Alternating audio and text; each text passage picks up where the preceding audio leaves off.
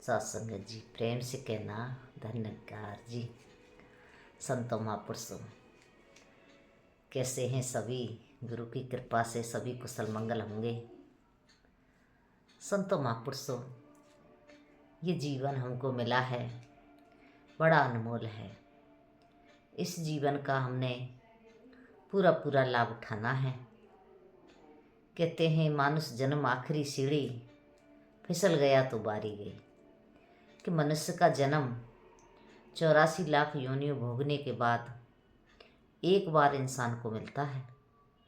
ये जीव आत्मा को एक बार ही मनुष्य का जन्म मिलता है और इस मनुष्य जन्म में उसने वो कर्म करने होते हैं जिसके लिए इसे जन्म मिला है। कि वो कौन से कर्म हैं? कि सबसे पहला कर्म यही है उसका कि वो खुद को जाने कि मैं कौन हूँ। एक बार पूछ लिया किसी से कि मैं कौन हूँ, तो यही तो सद्गुरु ने कहा कि तू कौन है, कहाँ से आया है। जब श्री रामचंद्र जी महाराज वनवास के लिए जा रहे थे तो अपने गुरु वशिष्ठ जी की कुटिया पर जाते हैं और दरवाज़ा खटखटाते हैं तो वो अंदर से आवाज़ आती है कि कौन है। तो रामचंद्र जी महाराज बोलते हैं कि मैं यही जानने के लिए आया हूँ कि मैं कौन हूँ, मेरा अस्तित्व क्या है। तो कहते हैं आओ बैठो, मैं तुम्हें जनाता हूँ। तो रामचंद्र जी महाराज कहते हैं कि मेरे पास इतना समय नहीं है कि मैं यहाँ कुछ समय के लिए बैठ सकूं, क्योंकि मुझे वन को जाना है। कहने लगे राम, खुद को जानने में इतनी देर भी नहीं लगती जितना कि एक फूल को मसलने में लगती है। तो संतों महापुरुषों, ब्रह्म को जानने में इतनी देर नहीं लगती, वो पल भर में जाना जाता है। जो जाने सो दे जनाई और तुम्हें जानत तुम्हें हो जाए। जो जानता है वो पल भर में जना देता है। तो ये बातें तब हमारे जीवन में आती हैं जब सद्गुरु आता है। सद्गुरु हमको समझाते हैं कि मनुष्य का जन्म क्यों मिला है। सद्गुरु ही इस ब्रह्म का ज्ञाता होता है। सद्गुरु ही इस ब्रह्म की जानकारी देता है। और जब ब्रह्म की जानकारी मिलती है तो स्वयं की भी पहचान हो जाती है कि मेरा मूल्य क्या है। क्या आत्मा का मूल्य परमात्मा है और इसे इस शरीर को छोड़ करके जब जाएगी तो इसे आत्मा को परमात्मा में ही विलीन होना है। लेकिन ये बात तभी बनती है जब हम इस ब्रह्म को जान लेते हैं, इस ब्रह्म को जान करके इसकी भक्ति करते हैं। तो संतों, ये बात सद्गुरु समझाते हैं। जो गुरु की शरण में आ जाता है उसके जीवन से सारा अज्ञानता का जो अंधेरा है वो छट जाता है। उसे फिर साफ साफ दिखाई देने लगता है, क्योंकि अंधेरे में तो हम देखते हैं कि कुछ भी दिखाई नहीं देता। कि जब घर में अंधेरा होता है तो हमारे घर में जितनी चीज़ें होती हैं, सोफ़ा होता है, बेड होता है, अलमारी होती है, जितनी भी वस्तुएं रखी होती हैं वो हमको ही ठोकर देती हैं, हमको दुख देती हैं। लेकिन जब उजाला होता है तो साफ साफ दिखाई देता है कि कहाँ सोफ़ा रखा है, कहाँ टेबल रखी है, कहाँ अलमारी रखी है। इस तरह से जब सब साफ साफ दिखाई देता है तो फिर ठोकर भी नहीं लगती। इसी तरह से इंसान का जीवन है। जब तक इंसान के जीवन में ज्ञान उजाला नहीं आता, उसे समझ नहीं आती कि उसे क्या करना है, क्योंकि वो अज्ञानता के अंधेरे में खोया होता है। और जब वो खोया होता है तो फिर उसे इधर उधर के हमेशा धक्के ही लगते रहते हैं, इधर उधर की ठोकरें लगती रहती हैं। कभी कहीं जाता है, कभी कहीं जाता है, लेकिन उसकी बात नहीं बन पाती। लेकिन जो ज्ञान उजाले में आ जाते हैं उनको सहज में ही पता चल जाता है कि मुझे करना क्या है। उसको जानकारी हो जाती है कि इस ब्रह्म प्रभु परमात्मा की भक्ति के लिए वो संसार में आया है। संसार में इंसान तो बहुत घूमते हैं, लेकिन इंसानियत किसी किसी के अंदर होती है। होती उसी के अंदर है जिसके अंदर इस ब्रह्म प्रभु परमात्मा का ज्ञान उजाला होता है, उसको ही पता चलता है कि मैं संसार में किसके लिए आया हूँ और क्यों आया हूँ। तो संतों महापुरुषों, ये बात तब बनती है जब हम संतों का संग करते हैं। कहते हैं संतों का संग बड़ा सुखदायी होता है।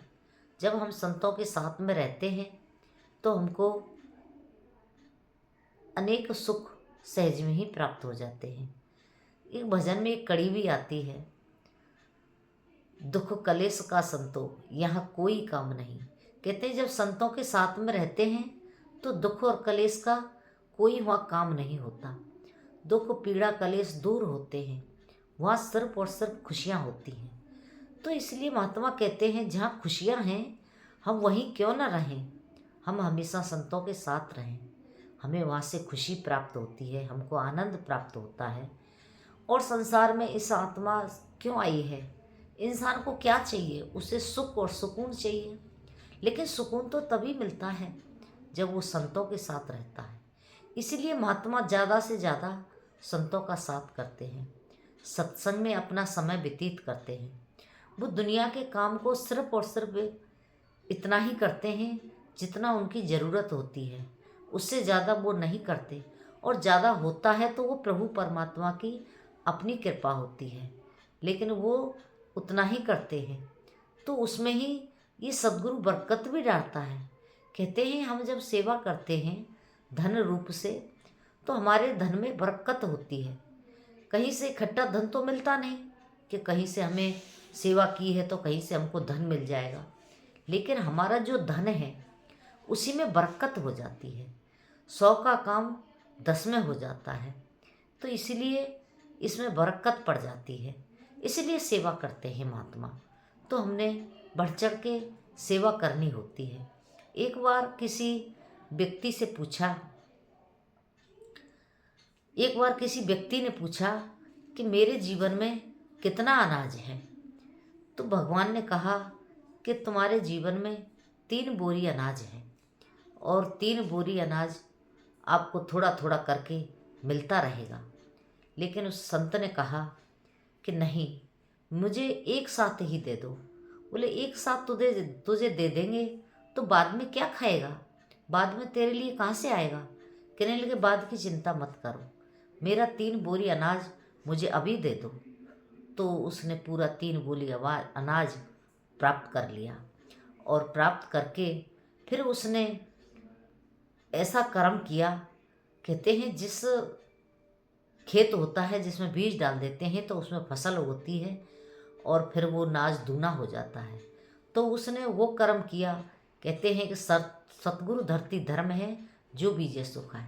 तो उसने संतों की सेवा में उस धन को लगाना शुरू कर दिया। उस अनाज का आटा बनवाया, आटा बनवा के उसने लंगर बनवाया और संत महापुरुषों को बुला के लंगर खिलाया, सबको खिलाते रहे। और जब तक वो नाच चलता रहा, जब तक उनके यहाँ लंगर चलता रहा, तो कहने लगे संत आते, खाना खाते और आशीर्वाद दे के जाते कि आपके भंडारे भरे रहें। तो वो आशीर्वाद इस तरह से बरकत हुआ कि वो नाच कभी ख़त्म ही नहीं हुआ। तो संतों महापुरुषों, संतों के आशीर्वाद में बड़ी ताकत होती है। संत जब हमें आशीर्वाद देते हैं तो हमारे जीवन में अनेकों खुशियाँ सहज में ही आ जाती हैं। तो कृपा करो महात्माओं कि हमने वो कर्म करने हैं। संत महात्मा लंगर क्यों करते हैं? इसलिए करते हैं कि हमारे घर में बरकत बनी रहे, हमारे घर में सुख शांति बनी रहे। पुराने ज़माने में हम सुना करते हैं कि पुराने ज़माने में जो बड़े बूढ़े हुआ करते थे तो एक चुगटी आटा वो रोज़ निकालते थे, एक मटके में डालते थे। कोई साधु संत आता था तो उसको दे देते थे, तो उससे उसमें बरकत पड़ी रहती है। तो संतों महापुरुषों, ये बिल्कुल हकीकत बात है। जब हम संतों की सेवा करते हैं, सत्संग करते हैं और सिमरन करते हैं तो हमारे जीवन में अनेकों सुख आते चले जाते हैं। एक बार एक महात्मा ने कहीं अपनी रसीद कटाई, समागम सेवा की। तो समागम सेवा की जब रसीद कटाई तो उसने 5,000 रुपये दिए कि मेरी समागम सेवा रसीद काट दो। तो महात्माओं से गलती से वो 5,000 की जगह 50,000 की कट गई। अब महात्मा ने देखा बाद में कि रसीद तो 50,000 रुपये की कट गई। तो उन महात्माओं को बुलाया गया। कहने लगे, महात्मा जी आप अपनी रसीद दे दो, इसको हम कैंसिल कर देते हैं और 5,000 रुपये की दूसरी काट देते हैं, क्योंकि ये 50,000 रुपये की कट गई है। तो उस महात्मा ने सहज में ही उस गुरु की रजा को स्वीकार किया। कहने लगे, कोई बात नहीं, आपने तो 5,000 की काटी थी, लेकिन गुरु कृपा है कि ये 50,000 की कटी है, तो शायद गुरु मुझसे 50,000 की सेवा लेना चाहते हैं। तो सत्संगत जी महात्मा ने घर गए। कहने लगे, दास माया जमा कर देगा। अब घर गए, देखते हैं माया की तो कोई व्यवस्था है नहीं। अब माया कहाँ से जमा की जाए। अब सोचने लगे, घर में परिवार में बताया तो सभी परिवार गुरसिक था। जो परिवार गुरसिक होता है उसमें एक मत में सब बात करते हैं। तो बताया कि ऐसे ऐसे बात है। कहने लगे, अब ये व्यवस्था कहाँ से कैसे होगी। तो महात्मा कहते हैं सहज में ही कि व्यवस्था तो हो सकती है। बोले कैसे। कि ये मोटरसाइकिल खड़ी है, क्यों ना हमें इसको बेच दें। सत्संगत बच्चे ने मोटरसाइकिल खरीदी थी, तभी खरीदी और वो नई थी। कहने लगे, इसको बेच देते हैं। तो बच्चा भी कहने लगा, ठीक है बेच दो। और उसको बेच करके माया जमा कर दी। तो संतों महापुरुषों माया जमा करने के बाद में सब समागम के लिए तैयार हो रहे थे। समागम की तैयारी जब होती हैं तो जिस चीज़ की कमी होती है तो महात्मा बाजार जा के खरीदते हैं। अब वो सेवा दल में थे तो जूते नहीं थे। सोचने लगे, मैं जूता ले आता हूँ। अब वो जूता लेने के लिए बाज़ार में जाते हैं, जूता खरीदते हैं। तो उस जूते के अंदर एक कूपन निकलता है।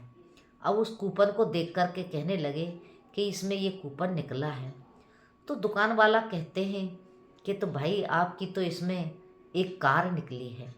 तो संतों महापुरुषों वो महात्मा सोचने लगा, कार निकली है कि हाँ, और आप अपनी कागज़ कार्रवाई कर लो, पूरा व्यवस्था करके आप अपनी कार एजेंसी से उठा सकते हो। तो वो महात्मा ने जब वो सारी व्यवस्थाएं की तो जिन महात्माओं ने रसीद काटी उनको ही लेकर के गए कि आप चलिए मेरे साथ। मेरी 2 पहिए की गाड़ी बिकी और आज सदगुरु ने मुझे 4 पहिए की गाड़ी दी। तो संतों महापुरुषों गुरु की सेवा कभी व्यर्थ नहीं जाती। ये जाने किस रूप में, कहाँ और किसको कैसे दे देता है। तो सत्संगत किस तरह से वो महात्मा खुश हुए और सारा परिवार उस 4 पहिए की गाड़ी में बैठ के समागम गया। तो संतों महापुरुषों हमने कभी भी सेवा में कंजूसी नहीं करनी है। कभी मन में ये ख्याल नहीं लाना है कि इतने की नहीं, मैं इतने की कर दूँ।